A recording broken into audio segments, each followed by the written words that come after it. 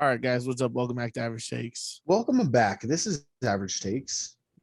Yep. Shenny, I usually start off the podcast lately with, how the hell are you? Feeling great. That's it. Feeling great? That's Feeling about it. fantabulous. It's a beautiful Thursday afternoon. I mean, I'm feeling great. No work tomorrow for me. Oh, will work for us. All right. Working for the average man, but tomorrow I'm feeling a little above. Sus. Sus, that's all you got to say? Because you had Yes. today off. All right. I get it. Well, today we're going to be talking about all sorts of subjects. All right. Just a clusterfuck of sports today. Yeah, just all around about chatter. Yes, sir. I want to talk about in the news lately. We've had a lot of wildness in college football. There has been a lot of accusations. Top five prospects signing to wild schools. There have been kids to sign to a school to a month later switch schools just to get some money. A couple years ago, NIL deals came to fruition. Shannon, do you know what an NIL deal is? Name, image, likeness. Name, image, and likeness. I got a couple of these under the table. And what that does for these college kids is that means they could finally brand themselves. The kids of the Terrell Pryor days are long gone, where they had to sell signatures to get money and to get tattoos and such and such. The NIL deals is to provide safe money for college kids to help their families, to get them out the mud, Trevor, Roman. And, yeah, it's pretty crazy. And there has been a lot of drama between major NCAA schools. There has been some major drama. So Alabama's Nick Saban and Texas A&M's Jimbo Fisher been going at it. Have been absolutely bumping heads right now because of these name, image, likeness deals. Because a little school like Jackson State, HBCU, historically black college, and they've ended up getting some D1 type talent, some 5-star recruits to sign there. Many people say it's because of the Hall of Famer Deion Sanders being their head coach. Barstool having a major platform in and out of those doors. That is a huge, huge reason to go there because Barstool has a huge platform, name, image, likeness. You get your name bigger, you get more money. That has some stuff to do with it. Absolutely. I think there's two ways to think of it as of right now. Nick Saban is angry because his recruits, he's losing some guys. And in the past, Alabama's obviously been a powerhouse for 25, 30 years. And the only reason was because they win. That's the only way they can sell Alabama. The way they would sell their players is look at us, like you're saying, look at us. Exactly. We're Alabama. You want to go to the NFL? Come to Alabama. Yep. Now it's NFL, not necessary. Because before you had to go to the NFL to get your money, right? You had to get your bread in the NFL. Yep. If you want to go to the NFL, you go to the best college, which happens to be Alabama. So Nick Saban's getting angry because he's losing some recruits to some schools that are just paying these kids whatever amount possible. And just because he says that, it doesn't mean the school's paying them. It doesn't mean, it's basically like high school boosters. Yeah, it's boosters. It's college boosters and companies that are in the near district or whatsoever that want to pay you money to go to that school. They're also funding the school. They want to make sure their school is a top-notch program. Many of these people are past students and who have gone there and loved the school. people who don't even care about the NFL. Like all their heart and soul They is care their about alma their mater. college football team. Yep. Their alma mater. That's what they care about. Die hard Notre Dame fan till the day I die. Hey, watch it with the Notre Dame talk. Yeah. Well, I mean, they got their kids. And name, image, likeness is changing the sport because we had Lincoln Riley, Oklahoma Sooners coach, up and leave Oklahoma after many Heisman finalists, Baker Mayfield. You just have all these guys cycle through Oklahoma. They were producing some of Jalen Hurts transfers from Alabama, Nick Saban school, to Oklahoma to get the start because they had so many great quarterbacks through their system. Forgetting one guy. Now you have Oklahoma head coach Lincoln Riley go to USC, and it seems like if you're checking your phones, USC is getting every transfer in the nation right now. USC is building a powerhouse.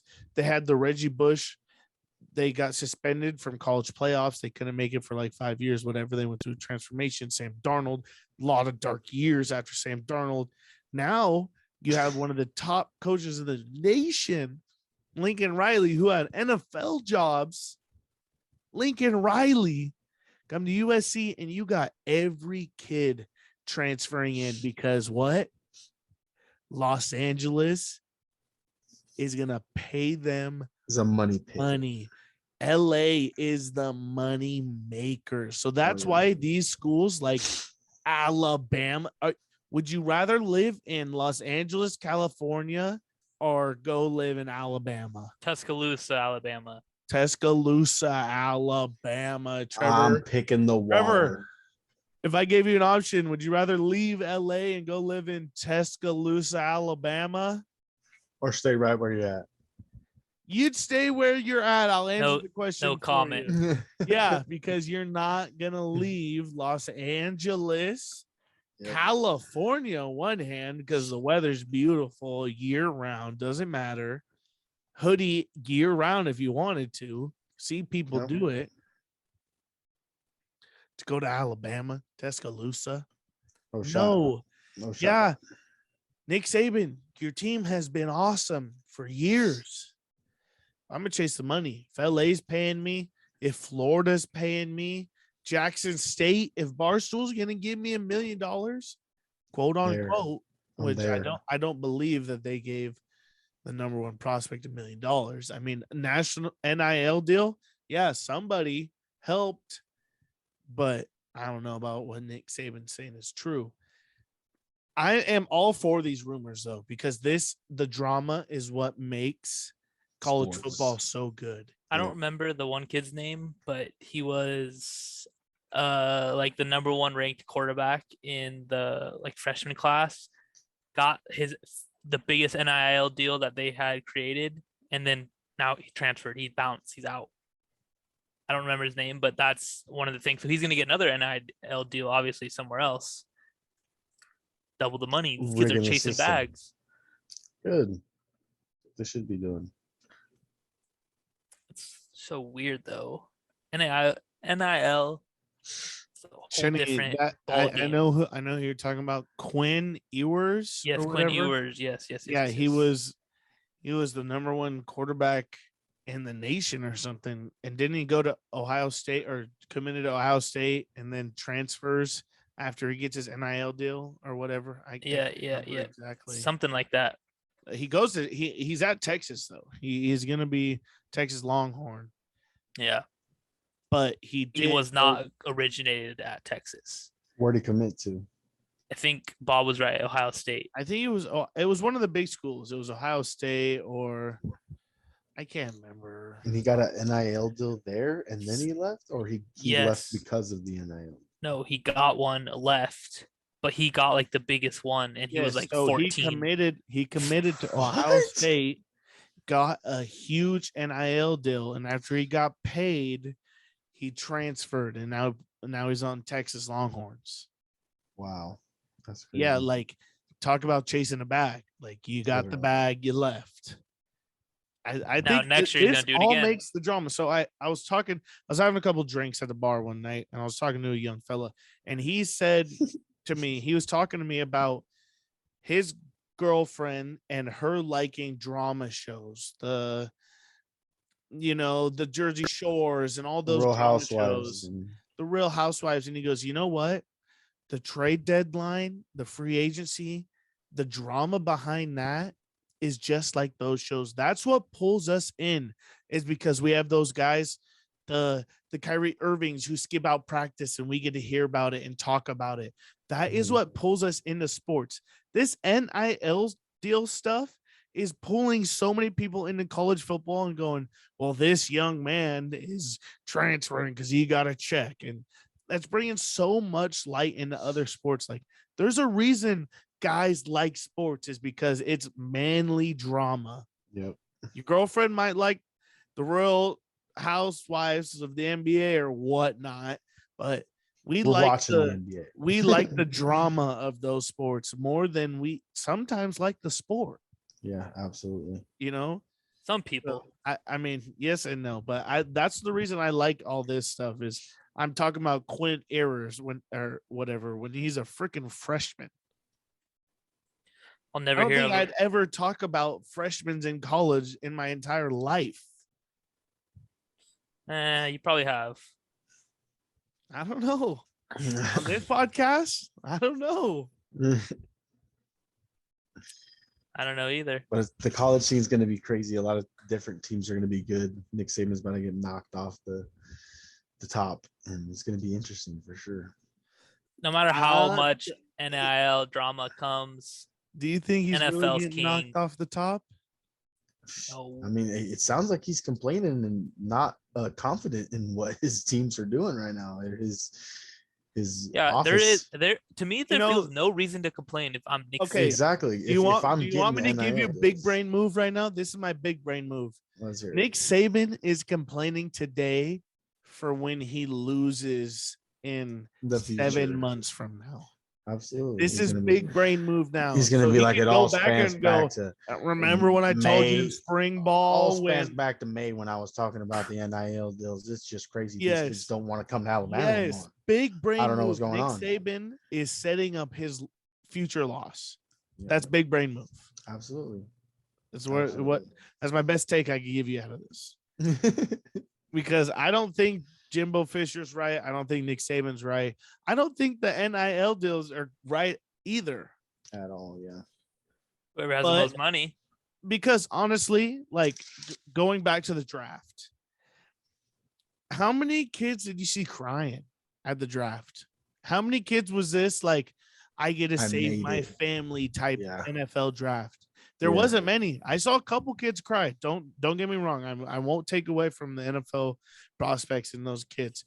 But how many kids were like, "Oh, this is changing my life." Like, no, this is a moving on. Like, I saw a lot of kids were just like, "Yeah, like I'm ready." Like, I've seen in the prior, like 5 years ago, I bet you like 75% of those people were crying. Yep. That's what sucks about these NIL deals, is that now the NFL doesn't mean that money is. What is it? It's a little bit. No, correct. It's more. But at the same time, it's also like it's low key an NFL system. Here's your rookie deal. If you don't perform, you're gonna get less and less and less, and then you wash out. You're not signed anymore. You're a free agent. So it kind of starts on that like kind of mindset too, where here's your bag. If you perform, look for more in the future. If not, we're gonna put that to someone else who's giving us what we want, because obviously you're not doing it. Yeah, I agree with you. And the way I would put it is, you're gonna actually see the people who want to be successful in the NFL versus the people who are chasing the bag. Yeah. And I think that's gonna really separate in the coming years. Yeah. Like you won't have the prospects who fall off, I don't think, as much. Like, I think we're gonna see that more and more. Like, those kids are gonna end up like falling off a lot earlier. It's definitely it gonna might be make shorter NFL careers too, because if they already got bags, then what do they need to go to the NFL for? Yes, I agree. I think this is setting up the future to be either a league of only people who care, because the bad will be wadded out after every year, or it'll be a bad league. feel like once it becomes a business, it's always And going I to be a wonder if business. the The NFL business is likes just going to this. grow. I wonder if the NFL likes this because when you sign your first contract, the negotiation, people are always trying to get the most money. But if you already have some of that money, I wonder if the NFL is going to be a little bit like they're going to give out less money because of What you have See, already. I think the total opposite. I think the NFL is going to hate this because kids are going to be like, "Oh, you're only going to pay me that? Like I've made that. I've made the 16 million in a year. Yeah. That Yeah, but NIL deal, these commercials I'm in already. I got the Gatorade on national television during the national championship. You don't Literally. think that's going to affect the NFL contracts of the future? I think is just going to make the NFL put more and more and more money into their payroll.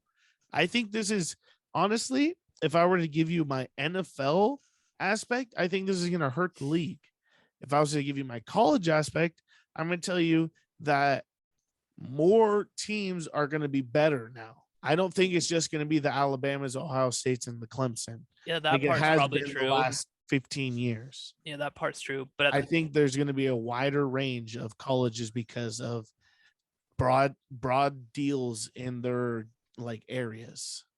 yeah, it's always gonna be harder for like the scouting departments for the teams in the NFL. Like, Yeah, because they're not going to know where to look at because everybody's just going everywhere for money. And then there's like, who's actually good on your team? I think Yeah. there's going to be like 25 decent guys on USC this year because of this shit. It seems like every prospect is transferring to USC right now because of one, you got the California weather, the beautiful coast. You got USC, who during this generation's childhood, if you're a football fan, USC was top dog. Reggie Bush, Yep. like USC was Matt our Leinart. childhood. Like the kids who are growing up right now, like it's like, yeah, some of them will be more towards Alabama once we get through a little bit more of a cycle. We'll end up seeing the Florida fans and the Alabama, the Ohio State. But I think these kids are just going to be chasing money. Like we talk about Quinn, you commit to Ohio State, you get the NIL, and you dip. You go back to Texas where you're from. Say they paid me the millie already. Don't need nothing else. And then we have the whole transfer portal situation where the NCAA doesn't really care no more. No, not at all. It's all about the kids now. And which I like, because if you don't like your opportunity, you could end up moving and you still don't lose a total year. But the opportunity It's is also different now. at the same time, like The opportunity is not like your second string. You want to go. the example that I like is I'm gonna go chase a bag somewhere else. Yeah, the example I like is the one Tyrann Mathieu gave out where he had to sit like 2 years behind Pat P, all those elite quarters at LSU for like 2 years. He at least had to sit and he grinded. And look at him now. He's like 12, 13-year vet in the NFL. Like he's obviously made it, but kids don't do that nowadays, Yeah, he said that made him better. He said that because it creates more opportunities. Iron sharpens iron. They know they have. I'll be 100% believer in that. They know they have plan B's and C's now. Like Tyrann Mathieu, he only had plan A. It was to wait behind those guys, and when he gets his opportunity, you have to shine. And I'll give you 2 examples on why this sucks. Is because one, coaches are not going to be able to like scream at people, like try to put fear in them and like try to be like, you need to learn this and grasp this anymore. Like, because they'll I got a phone in my back pocket, and I bet you I got 6 college coaches telling me that I'll be better off somewhere else. And we also maybe see, like you were saying earlier, but the motivation from these guys, it's all going to get slim. You'll see how slim it will be for the next 5-10 years, just because why do I need this money? I already have. And like then, said, and when you're 18, bro, when you're 18, 19, you're not thinking about your future at all. Like nobody really is. They think the $1 million, the $500,000 they get, whatever, they're set for life, And then I brought up a second aspect when I was just talking a second ago. My second point on why this sucks is that the scouting department is going to be focusing their focal point against high school kids because they know those kids they could change their mind in a flick in a second. Yeah. They're going to focus their talent towards kids who are in the College. transfers, like kids they could try to scout away from schools, transfer portals, junior colleges. Like a lot of kids in these high school programs are going to affect. And I've heard Deion Sanders talking about it, saying that a lot of teams are looking at transfer portal guys now who've already done their couple years at a major program who just want their shot. Already got their knowledge. Yeah. Don't So teach them who are these kids going to go to right out of high school? You know, all the lower level programs, and then the top dogs are going to feed off of them. And then it's going to be a cycle. Yeah. And then it's wrong. It's not the right way college football was supposed to be. No, not at And all. I'm hoping, I totally agree. I'm hoping we're wrong. I hope this podcast ends up becoming a mockery and people post this everywhere and say these kids were idiots. College football is great, but still hate it. I totally think that this was the wrong way to do it. To pay such young kids so much money, I think there should have been a cap. You shouldn't be able to pay this kid fucking $1 million out of high school. If I got $1 million out of high school, I'm probably dead. Like legit, I probably have too much money. I have at too the much time. fun. Yep. I would be in Vegas like Johnny Manziel in every strip club. Especially if you move away from Every home, week. you don't got nobody telling you what to do and what not to do. So, and your buddies are saying, "Hey, let's do it. Let's go." Spend especially that when money. you're in college in the dorm rooms around college kids who have no money. Yep. And all they want to do is party. Like you're fueling a fire. You're dumping gasoline in a fire. And I think Nick Saban is right to a point, but I don't think Nick Saban is right because he's won this entire time. That's why he's mad and commenting on it. This is one right. thing. He's right to a point. Go ahead. The Schefter posted an article about it, and this is my favorite part. Nick Saban says, "This is not professional sports. I mean, we have free agency and no salary cap. That's basically what we have, right? There's no professional league that has this circumstance because none of them are stupid enough to have it," which he's kind of right. There is no salary cap. So the schools with the most money can just pay and for their players and have the best teams. Yep. In his defense, he's been paying kids. The boosters at Alabama, I guarantee, have been paying kids for the last 10 years. And that's legally. And that's what Jimbo was talking about. He's like, you guys you want to look under my rug? Let's look under your rug. Yeah, you guys paint him as football god.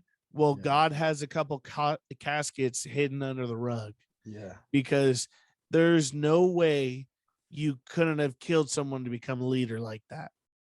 And that's what he's talking about. He's talking about that Jimbo Fisher has been doing this for years, and it's finally came back at him. And his boosters don't have the money to come back at the schools like USC and LA and all these Texas and these big ass schools, is because you lose players.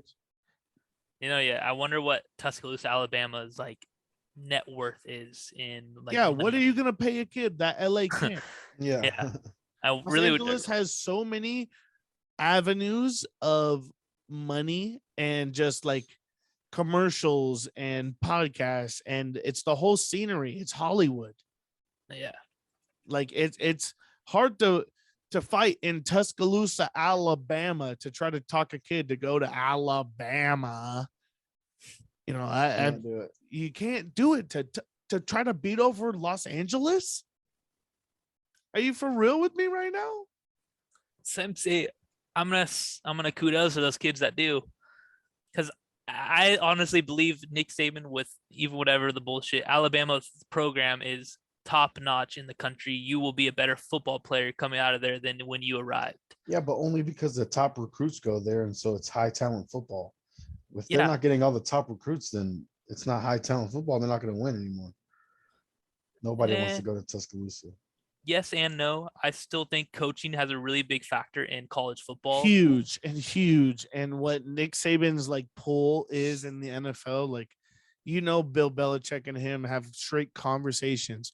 We have tape of Bill Belichick going to him and goes, who's the best guy on your team? Yeah, and I think better college coaches like definitely have an advantage over some of the teams that are poorly You coached. could draw the best player up in the world. If you don't have the right athletes to run it, it's not going to work. So true. I don't know. It goes both ways.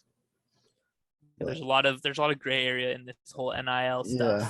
Just because it's new, I think they will eventually get it all like squared away. But right now, a lot of gray area. There's really no like ceiling, like Bob was saying. Everything's running wild right now. Need a cap. Everything is running wild. Everybody is running wild. Nobody's staying and trying to compete for a job. They're just leaving and finding another job somewhere else where they don't have to compete. Yeah, I'd like to add on to that. We always scrutinize NFL players for jumping ship off the team that drafted them. But how many of these kids have jumped ship from their college team multiple times? I bet you your favorite NFL player has played on 2 college football teams. Like my favorite NBA player has. Kevin Durant, baby, the originator. But I'm telling you, like, there's no like respect and loyalty anymore in the sport. Like, ever since LeBron in Miami, freaking whatever year that was, 2012, 2002. What? LeBron's old as fuck now. Oh my god. Dude, wrong again, Trevor. But ever since that, there has been no loyalty in any league. Like, it doesn't matter if you were drafted by that team. But that is why I loved Kobe.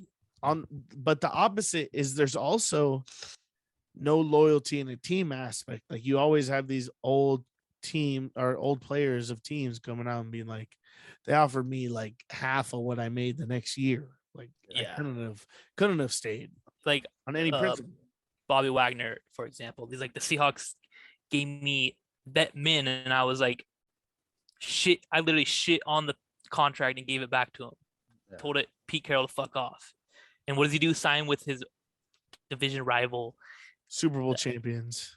Yeah, that's got to be like the best part of free agency is pulling a move like that, knowing how mad your former team would be just because they didn't want to give you a good contract. And some guys are honestly worth like just a good contract. Like, I don't know, but NIL, I still think of it as the contract. You get a rookie deal. If you perform, you're going to continue to make more and more money until you fall off.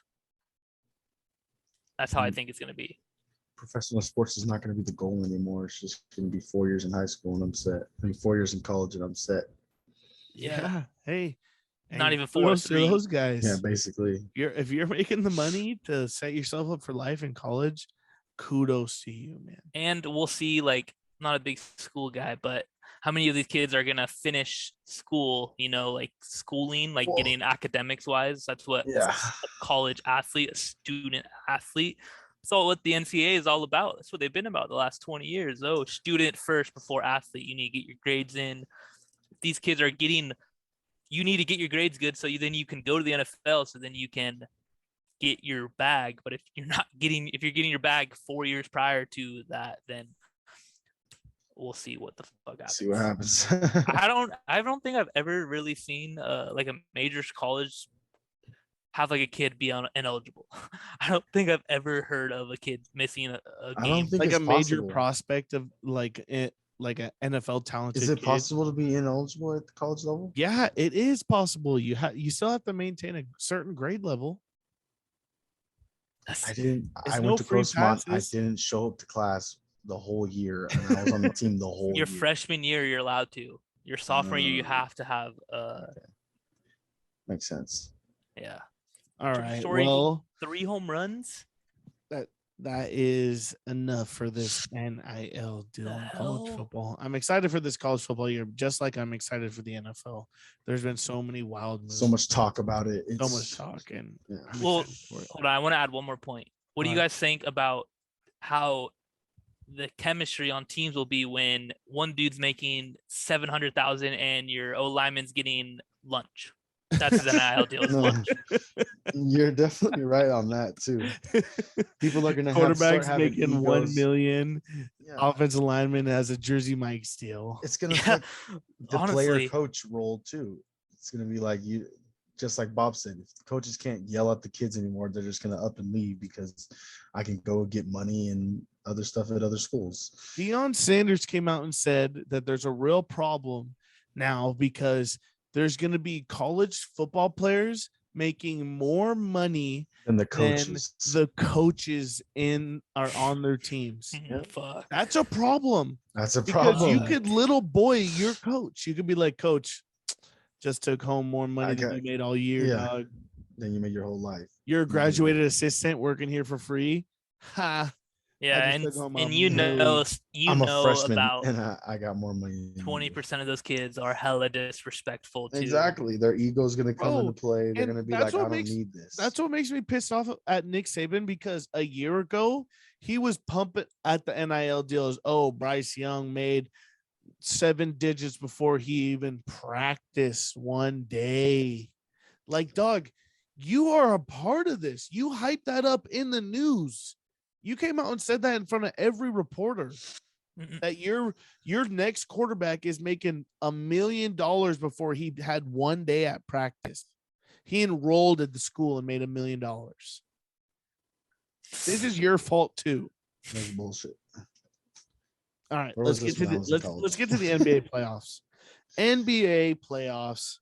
Great time of the year. We have baseball, NBA playoffs. We got drama all over every sport. Yeah, we're loving every minute of it. We're loving every minute. I'm just want to say now, Bob was the only one to claim that we were a Suns podcast. Yeah, and I am still a Suns fan. No, you're not. No, I am gonna take the reins and say we're gonna be a Warriors podcast from here on out. I'm a Celtics fan. So we all got 3 different teams now. Yeah. Bob's gonna come and say, "Oh, I'm a Suns/Celtics." Yeah. I wanted Chris Paul to win, and they just CPO. Oh, CPO, buddy. that guy. CPO. We can move on. We're in a whole different. We're talking about the. We're in the semifinals now. We got and the Mavericks are gonna get embarrassed. And the Mavericks. Well, they Golden got State. embarrassed in game 1. Absolutely. Luka was out. Luka was out sipping some little beers before the game. With Boba. Oh, buddy, you got beat by 30, something like that. Maybe they just partied so fucking hard when they absolutely annihilated the Suns. Yeah. Could be that.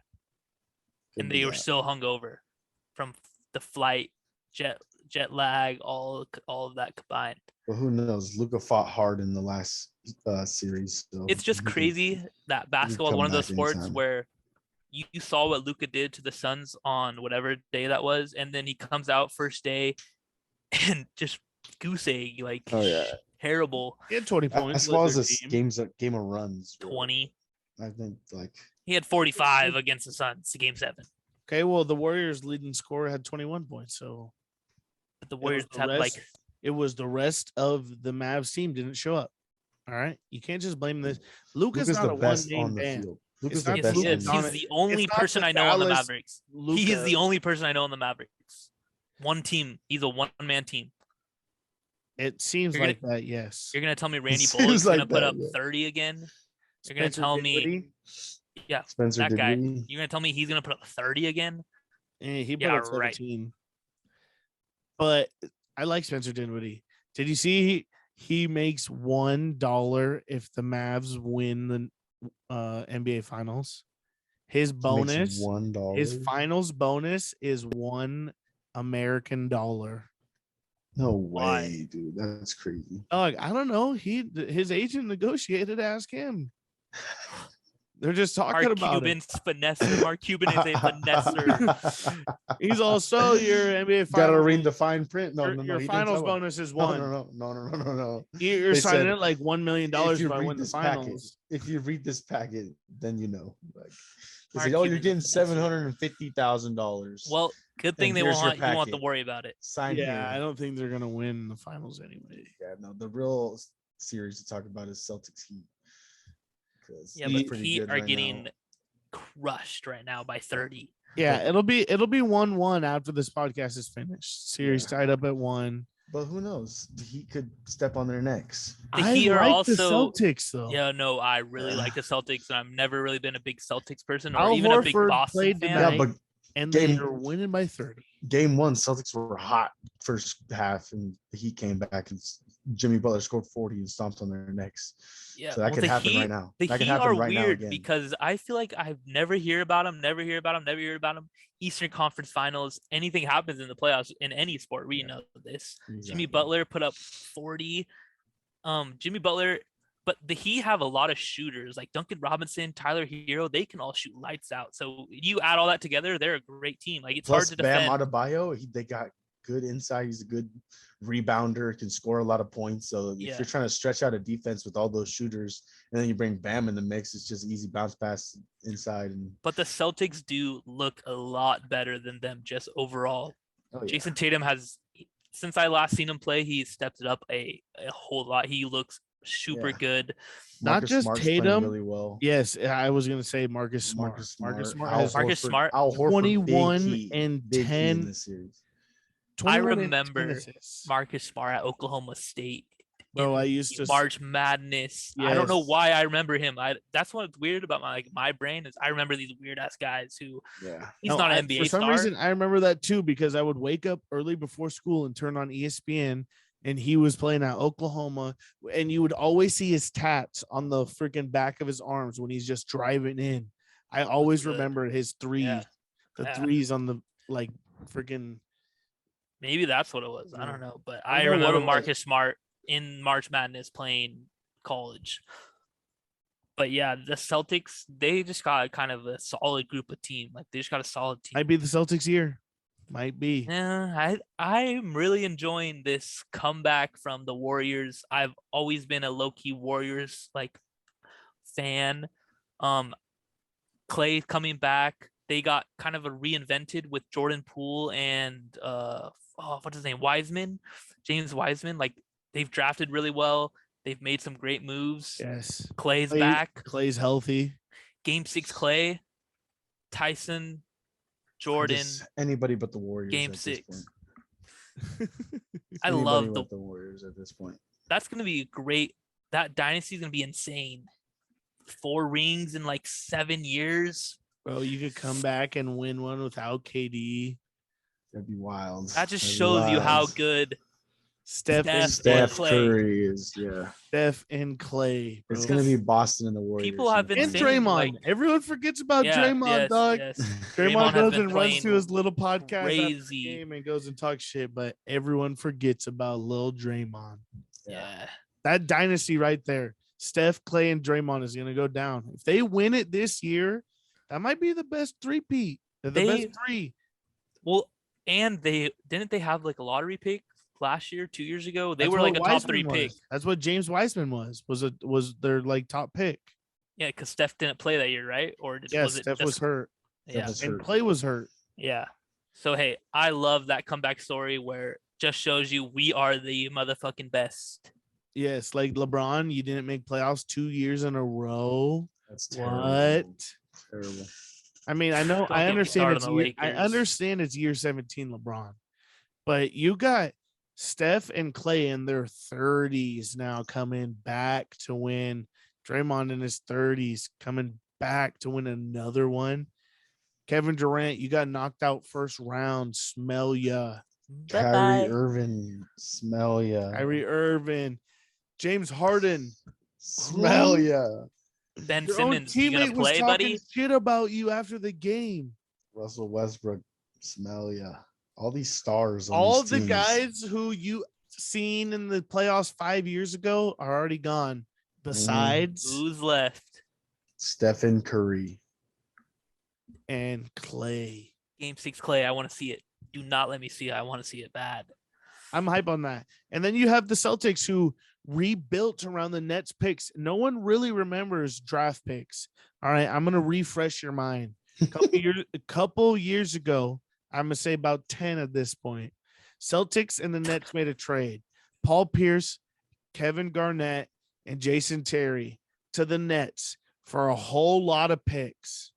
those old timers on the Nets not did shit. And they I'm gonna got tell you traded right to the now. Nets. They all got traded to the Nets for a bunch of picks. I did not And know they went guess to what the Nets. guess what the Celtics did with those picks? Oh, I'll tell you right about now. Jason Tatum, Marcus Smart, and Mr. Grant Brown, Williams. Jaylen Brown. They turned those three first round picks into their franchise. Didn't miss. Did not miss one pick. You had Lonzo Ball up there. Ooh. The Lakers were up there every year. Lakers don't have a pick on their team in the last like 10 years, it feels like. Yeah, but the Celtics have built right. They traded for those picks. They built those picks up. And it feels like to me, the Celtics versus Warriors is going to be one of the best finals that we've seen in a while. Because that's what my finals prediction is going to be. Oh, that's Celtics, sure. Warriors. Mine for sure. Think it's going to be a blast. Because last year, I felt bored last year. I know I'm a Chris Paul fan. I wanted the Suns to win. Suns went up, then fell off. So I was a little bored. Giannis, blah, blah, blah. Everyone knew Giannis was going to be all of a sudden this great player. Ain't he gone too? Yes, sir. Ain't he gone too? Joel Embiid, gone. I mean, this playoffs is fun, but I do think we see Warriors, Celtics. And I think people are sleeping on Jimmy Butler. That's why if Jimmy Butler can somehow find a way. I sleep on Jimmy. Jimmy is somehow find a way in the postseason for the last 8 of the 10 years. It feels like he's in the postseason every year. If the Heat make the finals, Jimmy Butler, he already has my respect, but he needs to gain everyone else's respect. He is a baller. He changes teams. You put him on one of these teams with superstars, I guarantee they're in the playoffs. They're making playoffs. They're going to the finals. I think he's made the playoffs like the last like 6 years on like 5 different teams. Yeah. T-Wolves, what was it? 76ers. He was on there for a year. Yeah. Did he play on Yeah, you're right. Started on the Bulls. Yeah. I mean, maybe the Sixers is what I'm thinking. He was on 1 year and they made playoffs. Yeah, they did on the 1 year he was there. He made the finals with the Heat. I know they lost to the Lakers, but in the bubble. He got 29 points right now. The next closest player has 14. I mean, this guy's single-handedly carrying on the Heat. Don't just say next closest player. Because I know my boy on the Heat. No, Jason Tatum has 27. Yeah, I was gonna say Jason Tatum got 27 right now. I'm just saying on the Heat, like he's single-handedly carrying the Heat. Bam Adebayo, the next star player on his team, has 6 points. PJ Tucker has 5. Yeah. He's there for defense. I mean, Jimmy Butler is the soul of this team. And Jimmy Butler is a veteran. They have no young studs I like Jimmy. Explosive. I like Jimmy. Is a dog. Jimmy Butler. I just don't think Jimmy brings the best out of his teammates. No, he brings the best out of himself. He has a little bit of a MJ ego on him where I just want to win. I will fucking crush you. I just want to win. Yeah. But that may be just what he expresses on the court. I'm not like a huge follower of him off the court. But even in practice, he's had a lot of like fights in practice and scuffles because he's had that type of. He's a chirpy guy, and he's just there to win. And if you're not there to win, get the fuck off the court. That's honestly, that's a motivator. Oh yeah, he's an all-time motivator. You need people on people on your team like that, and that's why this team is in the postseason. Because he's been there for like 3 years now, 2 years maybe, and he's every day just on their ass.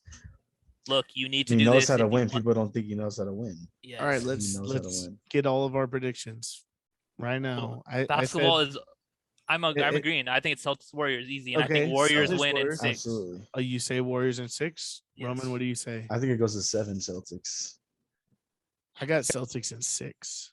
You got Celtics in 6? I got Celtics in 7. You're gonna go up against Game 6 Clay and think they're gonna win? Dude, I swear, basketball is all about the money. It goes to Game 7 every time. Yeah, it probably does go to Game 7. No, you're right. Game 7. But so I don't know who whoever's home team wins always too. Yeah. Home team in Game 7 And will it'll always probably win. be Golden State. It'll probably That's be what I want Golden to know. State. If Golden State's home, like home in Game 7, It'll probably be Golden State at home, and they win it, and it's blue and yellow coming down from the sky. blue and yellow confetti, and then all I would- ESPN I is would talking love about is it. wow, I what would a hate it. glory, I would what a hate it. glorious I comeback. can't wait for I the would 30 for hate it. 30. I cannot wait. True. 30 for I 30. cannot wait. What are we gonna call it? The comeback. Steph Curry. That's what you call it. Um, That's The what you call it. first, the second dance. The second dance. That would be funny if they did like the fourth ring. because Or that would it's be probably ring just gonna be number called 4. Dynasty. It's probably just gonna be called Dynasty. The Golden State Warriors. No, it would be something to do with threes. It would be like the rain show, or it's raining threes or something like that, bro. Because they shoot the lights out or something like that. Like yeah, Shoot the because lights out, Steph and Curry is then- already Fun the fact. greatest the 3-point shooter yeah, of all that's time. what I was gonna say. yeah. Fun fact: Steph Curry leads the whole NBA history in 3-pointers made, and he's still going. Yeah, He's so it's still probably going to going. be like they shot the lights out, and it's going to be a 30 for 30 on their 30 historical. for 30. You know, Have you different ever team been to the finals recruiting- 5 years in a row? And then recruiting KD, all the whole story, dog. It's gonna be crazy. Can't wait for that. You know, it's crazy how basketball changed. Not too long ago, before we were alive, basketball was not a top sport. Like it did no numbies. It was, MLB was the top dog, and then NFL obviously for a long time ruled Sundays. So NBA was always third dog, but it seems like the latter 10 years, NBA has grown in popularity. Oh, yeah, grown, but the last like Enormously. 3 they slipped off a little bit. But I think it's the way things were handled. A lot of things have not been popular in the way they've discussed. I think it's Politics. the way they play basketball like now. Like back then, it used to be in the paint, like only getting twos up. Fucking And Wilt now, Chamberlain, Wilt Sky Chamberlain, like fucking dog, one like, dribble. I'm gonna beat you to the rim and dunk in your mouth. No, like, one dribble, hop step, lay it up. Yeah, it's just like super shifty. And then ever since like Steph Curry came in, and it's all behind the 3-point arc, and it's just shoot till the lights go out, and you have to guard them, and it's high scoring games. And it's just more interesting now. Whoever came up with the theory that 3 points is more than 2 in this game, why don't we start shooting more threes? Yeah, Change the game forever. absolutely. Steph Curry himself. And I'm pretty sure it's Steph Curry himself, because I think it was a college coach. It might have been his college coach. the mindset in the NBA was, if you're gonna shoot from half court, I'm gonna let you shoot from half court until you start making it. Ever And NBA now was Steph Curry was the first to make every single 3-pointer he's ever shot. So now you got to go guard him.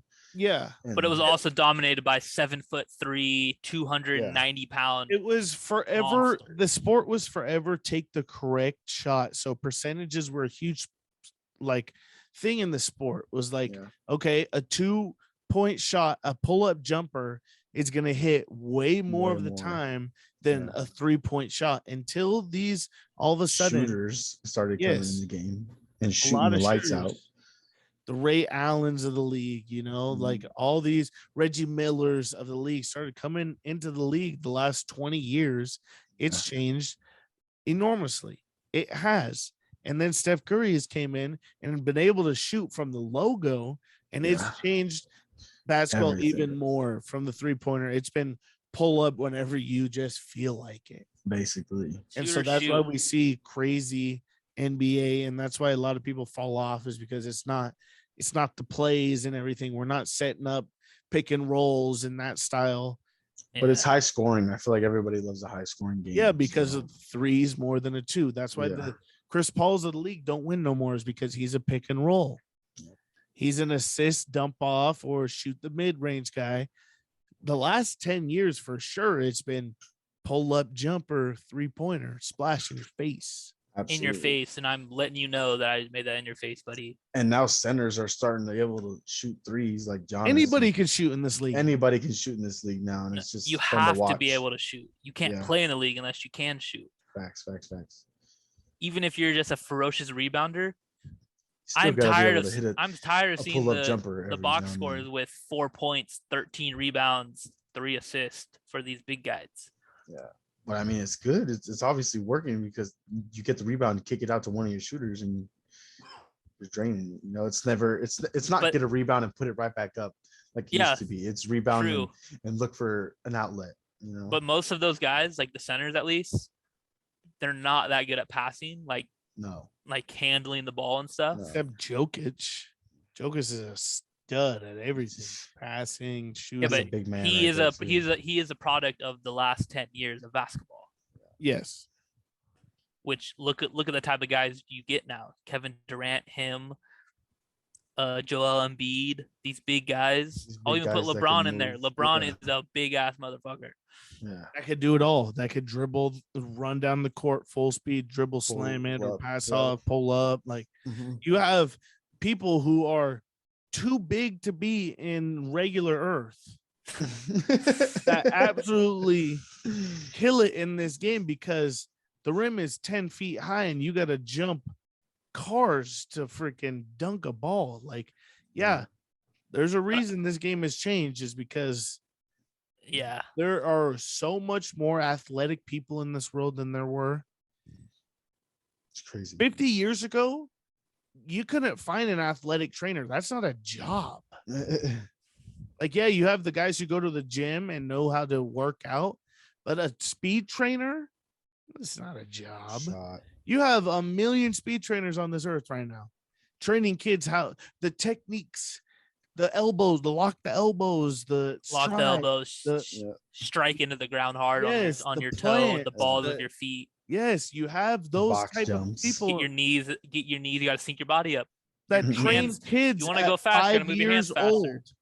That type of person who trains kids from 5 to 15, those kids are already better off than a kid who didn't play sports for 10 years of his life, Yeah. 12 years of his life. Yep. You know, that's why they say like the rich people stay rich and like build monsters and stuff like that. Yeah, because they paid for that kid at 5 years old to be in a gym. Since he was 5, yeah. And He's it's worked out with stunted his athletes. growth. Yes. He's was a monster from 5 years old. Happens all the time. All right. Well, at this point of the podcast, I want to talk about the Padres, man. The Padres. Because last podcast we talked about a lot of baseball, but we ended up talking about the rotation. And we talked about Mackenzie Gore getting his piggyback outing. And that what are we gonna do with all this pitching? What are we gonna do? We were worried. I was worried because I didn't know how Mackenzie Gore was gonna treat it. I loved the way he treated it. Treated it like the utmost professional, because I want to talk about what Ryan Christensen, our acting manager for the series, said after the game. He said, I talked to Mackenzie before the night before the start, and said, hey, we're going to use you out of the pen. How do you want to treat it? Do you want to treat it as a start? Do you want to treat it as a pen? Mackenzie said, I want to treat it as if I'm a regular arm out of the pen, bullpen. I'm not going to throw all those pitches like before start. I'm going to get my couple and go. And Ryan said that was awesome. He treated it like a straight major leaguer, like he's here for this team. And that was my question, how he was going to handle the bullpen. And he treated it like he was meant to be here. And he looked like it out there. He looked awesome. I'm just gonna let everyone know right now, if Mike Clevenger and Mackenzie Gore do that once every 5 days, it's gonna be a long year for the NL West. I can tell you that. I love it. I love It's how gonna be we're a winning. long year. I love that we're winning series. I feel like the Padres never used to win series. I mean, going into this year, dude, the Phillies, I was low key hyped. I had a pinky on their wagon, you know. I was like, oh, this team's gonna be pretty nice. Yeah, I love the moves they made. I wanted the Padres to get Kyle Schwarber. I wanted to get Nicholas Castellanos, and the Phillies did everything exactly what I wanted. Yes, they added bullpen. They added Corey Knebel from the Dodgers. They added a lot of names. They made all the right moves. Hasn't panned out yet. Hasn't panned out. But for I feel like it has. Versus the Padres, at least, because they beat up the Dodgers. Yeah. Yeah, they did. Padres pitching came in and did work. Total runs scored for both teams in this series, 8 runs. There's only 8 people that stepped on home plate this whole series. One home Both run. teams. Both teams. One home run for Rhys Hoskins. Yeah, Rhys Hoskins. Oh, really? Yes. Yeah. Off I Blake. didn't know that. Yeah, I didn't get to watch Blake start. So Mike Yeah, Clevenger went 5 innings, 75 One pitches, one hit, couple Ks, looked awesome. Gord came in, shoved, and then Taylor finished it off. I'm honestly, shut out. I think that might be the new move with starters going long relief innings, 3 innings like that. If you can get someone to go 5 and then someone to go 3, Taylor Rogers is that good. I'm confident in him. Every time he's going to get the saves right now in saves, I'm pretty sure. And he has been awesome, He's been awesome. He is that, 50 times better than Emilio Pagan. Oh, he is absolutely way better than Emilio Pagan. And it sucks. I was going to say it sucks for Chris Paddock that he ends up with Tommy John surgery. And I just saw that John Heyman came out and tweeted that Padres were in agreement with the Mets on a Paddock deal, but the Mets declined the medicals. They said the medicals were too bad. The elbow looked too bad. Heyman came out and said that today, a day after Paddock had Tommy John surgery for the second time. I mean, he's doing it in the ugly fucking purple and red colors the Twins are. So he's dead to me. I'm just kidding. He's not dead to me, but I will forever be a Paddock fan. I was able to meet him and talk to him, and so I'm a fan. He's a cool guy. Sucks for the situation and whatnot. But let's get back to Taylor Rogers. Awesome. Leads the league. I'm loving it. He had a 4-out save today. Yeah, 35 pitches. Looked tired at the end, but that's gonna happen when you're used to throwing 10 pitches an inning. Yeah, but I love it because last year with Mark on the mound, even though he was doing great for us, led the league in saves and all that, when he got on the mound, I didn't really feel as confident as when Taylor Rogers steps on the mound. It was for sure a nail biter. Yeah. Every time he got on the mound, it was like, all right, Mark, like, can you do it again? But I feel like every time Taylor steps on the mound, it's like, all right, we got this. Like 3 batters up, 3 batters out. Like, let's go. No, yeah. The amount of confidence I have going in the 9th inning with the lead is 10 times more than any lead we had with Mark Melancon. Yeah. I'm still waiting because it's gonna happen eventually. We have to kind of expect it, but like a blown save, like he's gonna give up a run or something soon. I think he has 1 right now, but baseball gods will get him one day. We'll get him one day. But I'm excited for this Padre team. Yeah. We're looking good. Robbie Cano with the RBI today. Yeah, Robbie Cano looking great. Robbie Cano looked really good in the spring, and then he got to a slow start during the beginning of the season. But he's picking it back up. If he could continue to hit, man.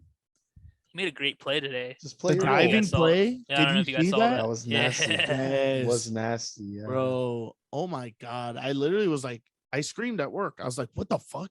That was routine.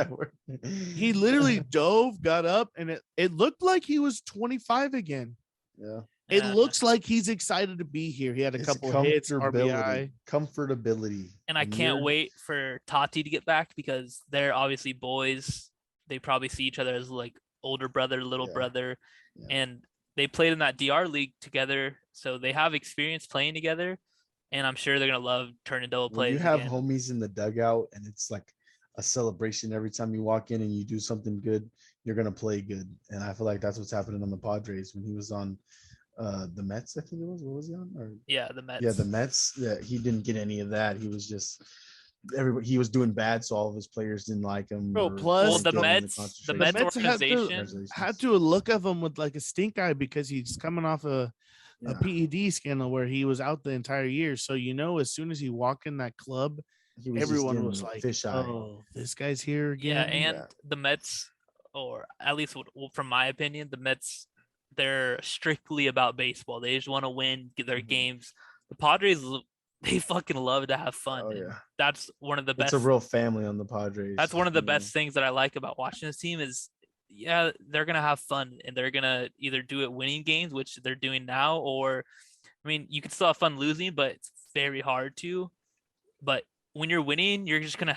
That's all you're gonna do. You're just there for the vibes. Robinson Exactly. Cano is a huge vibes guy. Is a huge vibes guy, and I'm excited for this team. I'm excited for him. He's been good. I'm excited for Tatis to come back because I know Tony Gwynn Jr. came out and said late June. I'm so excited for that because Padres have been playing great baseball. No, really good. Pitching has been awesome. We need the bats to get around a little bit, but hey, if Robinson's going to come in and start every once in a while and provide for us, I'm excited. If this is a move that we can move Cronenworth to the outfield, get him some reps out there a little bit, I'm excited for that. Do your role and do it great. That's what and so I was thinking about it. If Robinson Cano is playing second at any point, you get Hosmer, Cano, Tatis, Machado. They all speak the same language. We're going to be hearing a lot of Latino, a lot of slang. Spanish in the info.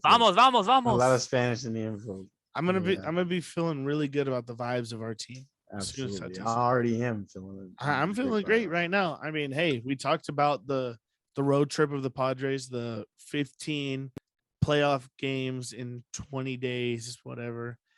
We're getting off to a good start. Won the series. That's all I'm asking for. Yeah, win the series. We just did that versus a good Phillies team who beat the Dodgers in the series prior. 3-1. Who are gonna face the Dodgers again? Everyone's talking about, they didn't have Bryce Harper or whatever. Padres don't have Fernando Tatis. Yeah. That is equally as fair as it could be. The Phillies, you don't have your best player. Padres don't have their best player. Same exact thing. Last year, they were the same player. What happened to Bryce? He ended up getting MRIs and whatnot, sat out the whole series because of the UCL. Guy was raking. He was absolutely on a tear. I remember saying last pod, I was like, he's still gonna hit a home run. That day, he literally cranked one. We were like, wow, UCL gone, don't matter. Don't matter. And he ended up not playing the whole series with the Padres, but it doesn't mind me. I'm not gonna have that is their fault. Bad feeling for anyone this year because I don't have Tatis. So if you don't have the Braves didn't have Acuna, all right, you didn't have him. Not my fault. Fine. I don't have my best player. So I'm taking every win with a grain of salt because as soon as I get Tatis back, I'm taking every win with hot sauce. Absolutely. Every loss with hot sauce in the eyes. Absolutely. Because I think that's why the Padres are waiting to make any sorts of moves. Everyone could talk about the Soto, which we'll get to in a second. But Tatis ain't back yet. We're not going to make the big splash moves. We need to see Tatis in this lineup. And then maybe July when the trade deadline comes, maybe then I'll give every single prospect I have for Juan Soto. This team needs to focus on playing well without our star. When our star comes back. That's what they didn't do last year. They didn't play well when Tatis was out. Yeah, they had a spurt. Manny Machado covered them for a stretch of games for Tatis to come back. Tatis ended up missing more time, and this team fell off after that. They gave up. On Jace, whatnot. This team he earned himself to give up on him. Yes. Okay. Whatever. This team has won 2 series now without their secret weapon in Bob Melvin. He's back. 2 shutouts this series too. Yes. We're in San Fran this weekend, and Bo Mel's back. It's great to have him back, and this team needs to be more focused than ever. These next 2 series, San Francisco and Milwaukee Brewers at home. I think they're all at home, aren't they? No, we're away versus Giants. Is Rendon pitching? We're home against the Brewers. Okay. Yeah. This last series away against the Giants and the one at home against the Brewers are important series, and we need to win these. Saturday day game. Guess the pitching matchup. Mania Rendon. No Joe versus Carlos Rendon. Nice. It's gonna be. This is a great series. Yeah. This is testing the waters of how good the Padres are. What happened to Rendon's ERA? Bro, the Cardinals shit on him about his last start. Bro, he had like a 0.7 ERA. I was like, they dropped 9 on him in 3 innings. I was like, this guy's actually panning out. Fuck me. 9 in 3 innings. Now he's pretty average now, but before he was elite. I mean, he's been shoving at home though, so that's the only thing that This is a big series. If we can win Friday and Sunday, good. Big But series. we win a lot of games when No Joe's pitching. He keeps us in ball games, and we've been playing a lot of tight, close games. No Joe is putting up a Cy Young bid this year. Oh yeah, buddy, he's fucking shoving, and I'm loving every. Glad you're bringing that up. Oh yeah, I am glad too because this man, Padres are 7-0 when this man starts. I don't care about his win loss. Padres are 7-0 when How fire! Oh yeah, Mother's Day. He started and walk off homer. I was wondering because I heard that, and then I thought we lost. But then Mother's Day, dinger. Well, he's got to show the Padres who he is. Everybody's talking about Darvish, how savage, Clevenger, and then we got Manaea. Always talking about him. Can't forget about No Joe, buddy. Can't forget about him. He's our best pitcher on our staff the last 2 years. This is what I'm picturing right now. All-Star game in Dodger Stadium. How fire would it be first? No Joe to start the game. That'd be perfect. Perfect. The best. If he keeps winning, I can see it. And we see Eric Hosmer on first base. We will see that, guaranteed. I personally, at third base? I'm gonna file 1 million votes for Hosmer at starting in first base. You can put it. You can write it down now. Ride for my boys, and that's what I'm gonna do. He's killing it. And today in the MLB show, I was playing Trevor, and he had the nicest snag ever. And was pissed. Just that's what he does. There. Sorry. That's what he does. He's a beast. It's gonna be a beast forever. All right. So in the news, the last couple days, hours, has been a lot of Juan Soto talk. We're giving him an arm and a leg, though. Juan Soto will never be happy on a losing team. No matter what it is. It's the Dominican in him. It's whatever. He won't be happy on a losing team. When you win at such a young age, it's hard to lose for a while. And right now, the Nationals are in a rebuild, but with a top 5 player in the sport. So, midst of a year, there's always going to be trade talks about him. It might not be this year.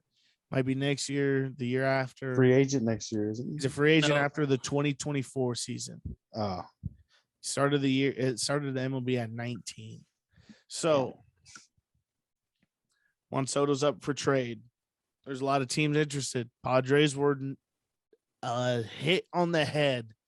As soon as the report came out, the Padres name followed after.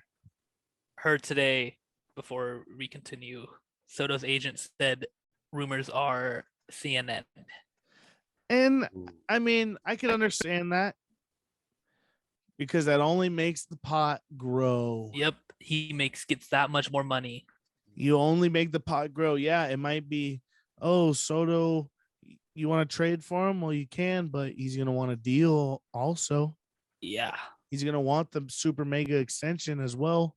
That's what you'll call it. Someone was saying in one of my group texts, they were like, Soto a free agent? And then not after 2 more years. But what that seems to me is the rumors are false is we want to trade and mega deal.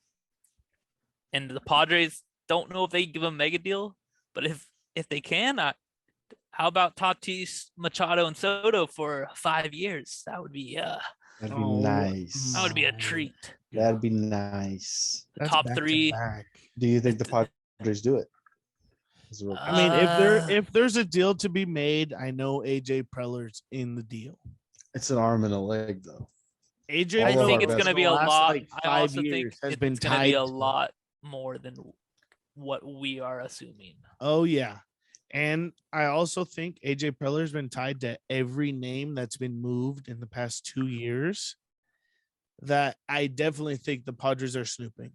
If there's a leak saying there might be a way, AJ Preller has called and said, "Hey, call me if you ever think I'm here. I'm in the I heard about it. Call me if you think about it." The Padres have what it takes to move them. It's just in my mind.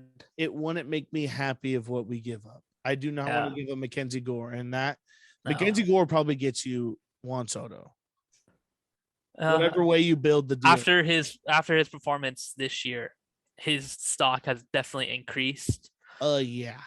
So if we can get him for Juan Soto, That's tough. That it's is tough tough. because I can definitely see if he just continues this trend that he's on, he doesn't need to be throwing a 2 ERA, but this is like Kershaw this stuff. this could be the best pitcher in the league in 2 years. 3 years, 2 years, yes. We Especially could be seeing with Mackenzie Gore like we were seeing Kershaw and Verlander, and if he can learn maybe a Snell slider or something, he has what it takes. So is that worth giving up for Juan Soto, which we don't even know if we could pay for him because we already have 2 $300 million contracts on the books, and we still have Joe Musgrove to pay. We can't let Joe Musgrove walk. No. That's a name he's going to retire as a Padre. I'd rather give up Gore than I think the owners, Peter Seidler, will make sure he retires as the Padre. He's going to get a bag though because he's earned his bag. Yeah. He's never got one before, and he's going to get one. And he would not look good in anything but the yellow and brown. I don't think he wants to leave though. I don't think he wants to leave. There's no way he wants to leave after the There's no shot. He'll take a pay cut too. Not too big of a pay cut, but he'll take and keep me in SD forever pay cut. I think I can see that. I do agree that, Roman. I really do. Absolutely. He's a Padre guy. Give me a reasonable amount, a one that both of us would like, and we'll roll with it. Give me you Darvish money. Yeah, and I'll be fine. Yeah, I'll be fine. That's what I give him in the show. I would give him you Darvish money, but we'd have to get rid of you Darvish. In the show, I offer him 19.6 to 20 a year for like 4 years, or for 80, because he's a little on the older. He's on the older side. He's like 32. Bro, the deal that was reported right was gross. 5 for 100. No. The reported deal, it was like 10 years, $11 million a year for Joe Musgrove. Yeah, that was the reported deal. It was gross. It was like it makes like 9 right now. That was the earlier in this year. Yeah, it was like a super long deal, keep you forever, but like you'll make decent money. You'll make livable wage. $11 million. If that is what he wants, I'm okay with that. I'm okay with that if that's what he wants. Because if I'm Joe, I say at least 15, buddy. Come on. I'd give that to him. Come on. 10, 15 I'm giving him 20. I am giving him 20. I don't care. Are you giving him that 10-year deal though? Yeah. No. I want 41. 4 years. 4. He'll be 37 as another free agent. Nope. He wants the longevity. He doesn't want to be 37. Does he think he's going to be? Yeah. Do you think he's going to pitch till 40? That's the goal, ain't it? Yeah. What's that time frame? What is that? How old I think it's 8. I think he's 32. Okay, so 8 years. 8 years, I give him 15 million. 8 years, done, easy. So 8 for 144. You're giving him a Hosmer deal. Yeah, That's the Hosmer deal right there. Worth it, buddy. Yeah. What do you do with Will Myers then? He's fucking shit, buddy. Finally. He is finally. And you know there is a little secret that lays right under our noses if you guys aren't well aware of it. CJ Abrams isn't moving to the outfield right as of right now. So that means CJ Abrams doesn't fit into this team's everyday plans because 1, they got Robinson Cano, 2, they got Alcantara from the D-backs, who I have no idea why. And he's then fast. 3, has he even played yet? He turned into a play today, I think. I heard his name. He was in the like 9th inning. Defensive replacement, but whatever. But he obviously doesn't fit in the plans because we have Kim, Crone, Cano, Alcantara, Tatis. Obviously doesn't fit in the next 2 years. So 1, to me, that means that he's showing off. He's being played in our AAA stadium, which he's going to bat 1 million and hit a couple outrageous dongs. And he's the biggest trade bait in all of baseball. I love that. I love that. An infielder that could play second short every day in the bigs and hit consistently. Who else do we give him? Robert Hassel? He has. Hassel is gone if it's for Soto. If it's for Soto. What about Nomar? Garcia Parra? Nomar Mazara? Mazara he's not a prospect anymore. He's like a veteran. But Bob, this is what I was thinking about. So the last 2 years, we've kind of been interested in everyone. It just popped in my mind probably 5 minutes ago. Trade deadline comes. Guess who we're getting? Who? Willie Calhoun from the Rangers. We're all interested in these high, big name guys. But what did you say 2 weeks ago? Willie Calhoun getting traded to the Padres. That is who we'll settle for. That is an AJ Preller move. I'd rather Dom Smith of the Mets. I would. He's tanking his stock, so we might get him cheaper, but I think he's better than Willie Calhoun. I mean, Willie Calhoun was a bad take. It was just like the Texas connection that I was trying to joke on, but which your joke turned into making way too much sense. And I realized that, so that's why I don't want to bring it up. I don't want this to become true. We're not trying to talk it into fruition here. But yes, Trevor, I understand that makes way too much sense. I am smarter than the average bear. Okay. You said you were joking though, so I didn't know if you knew. I mean, I said it on the podcast. All right. I think we hit all the nails that I wanted to hit with the hammer. Any cool plays? Any cool things happened the last 3-4 days? Jimmy Butler scored 40 on the Celtics. Robinson Cano's diving play. I want to see him hit a fucking bomb, bro. You guys want to talk about that player that stole bats and helmets from his teammates and sold it? Oh, the Yankees prospect who The they Yankees cut. prospect. That's hilarious, bro. That's hilarious to me. Yeah, I mean, it's funny, but it's kind of shitty. Kind of shitty. I have sources. Making money off your teammates. Yeah, I have sources who have said to me that happens way more than you think. Oh, I bet it does. I believe it. I bet it does. Probably CJ Abrams. CJ Abrams hit a dong in the AAA team and then came up and his bat was left in AAA. They sold that motherfucker. It's never something like too sketchy. It's usually a bat, cleats, glove, something like that. Something they leave in the AAA dugout. Here. You have a minor league lifer, a guy who's made the $10 million a year for 10 years now. Or I mean 10,000 a year for 10 years now in the minors. You have the number one prospect in baseball sitting 3 lockers down from you. I'm gonna take his cleats too and sell them on eBay. Absolutely. I'm gonna have him sign my baseball card and have him sign 10 of them because I'm rookie hazing them. Absolutely.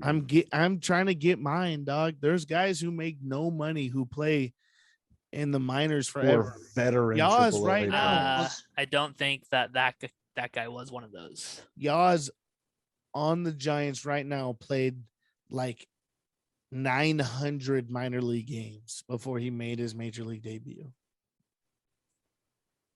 It's wild. They don't play 162 like the rest of the majors. They play like 100 games, 82 games, or something like that. 900 is forever and a day. You have guys who make no money. I'm stealing cleats too. I'm stealing your bat. I'm selling it online. That's how I am. I got to make mine. Got caught, get cut. It's the first time we're hearing about it. Not everyone gets cut. You said it happens more than you think. Yeah. There's a lot of people in a clubhouse. Lots of people. Lots of people. I'm glad you're understanding this. Celtics win yet? No idea. Honestly. Yep. Won by 25. 127 to 102. Wow. Jimmy Butler. Not good. Pissed. Dodgers have won 5 in a row. That's pissing me off. Yeah, dude. I looked today. They're like a game and a half up. Yeah, right now they are. But there's nothing wrong with being average. Like, comment, subscribe. Absolutely not. Check us out on every social media platform. Thank you guys for watching. We out. Deuces. Average takes to the moon. Peace.